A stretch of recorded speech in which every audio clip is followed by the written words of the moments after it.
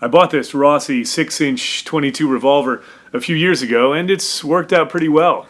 So, simple cardboard box that a lot of these Rossi and Taurus revolvers and guns, pistols are coming in. And comes in a plastic bag, and this is freshly shot from the range, so I didn't clean it. It has that stupid plinker on the side, that's what it says. Really don't like that, but it comes with that little plastic insert. And you can't dry fire with it because it won't rotate. The cylinder won't rotate with it in there. But it's a pretty good looking gun. Basic bluing, no problems with it.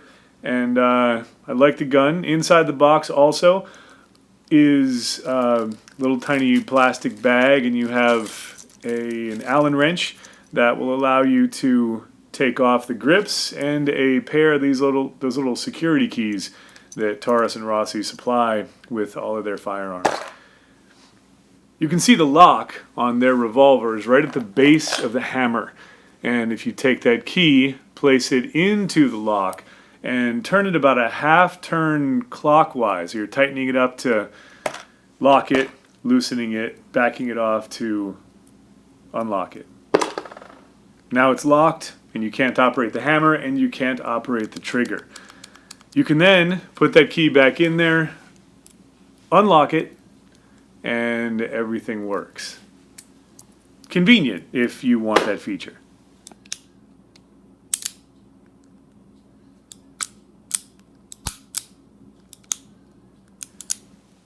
I'm 6'5" and my hands are pretty big, but it does fit pretty well with the supplied ribber grip that's on there. The hammer is large and wide and easy to operate. It's nice. The trigger face is wide and smooth. I would be in love with this revolver in every respect except for the fact that it says plinker on the side of it.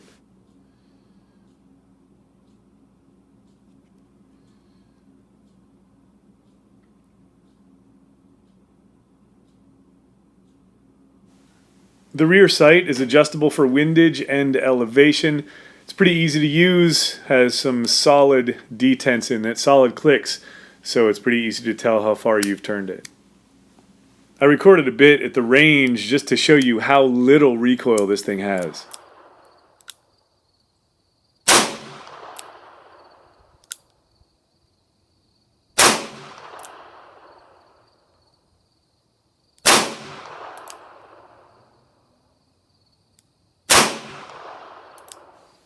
Eight shots, really easy to eject.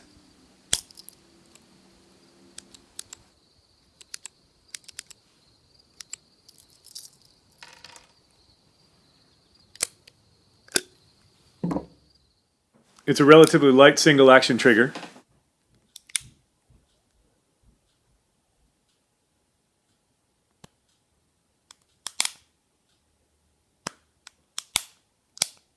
And a much heavier, much longer double action trigger.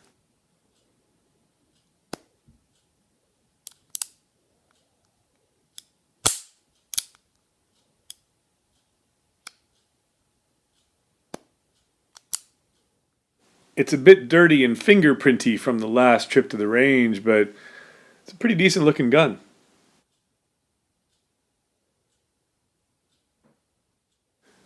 That front fiber optic like thing should have been cut better at the factory. Here's the sight picture close up, and those gaps on the two sides of the front sight do decrease as you extend it to arm's length. And here's the front sight in focus. Recoil management is, of course, not a problem with 22LR, but they did supply this one with a ribber grip, which works fine. The barrel is recessed, so it's really difficult to damage it, but it doesn't look like it's crowned. There is a vent rib on top, so maybe you could attach some kind of scope to it. For a while, I was thinking about selling this to my friend Talking Timmy the Fish, but it turns out that I could do really well with this revolver. Off a sandbag from 10 yards, I was able to put almost everything in 1.2 inches. That was pretty good. Sorry, Timmy. It's not for sale.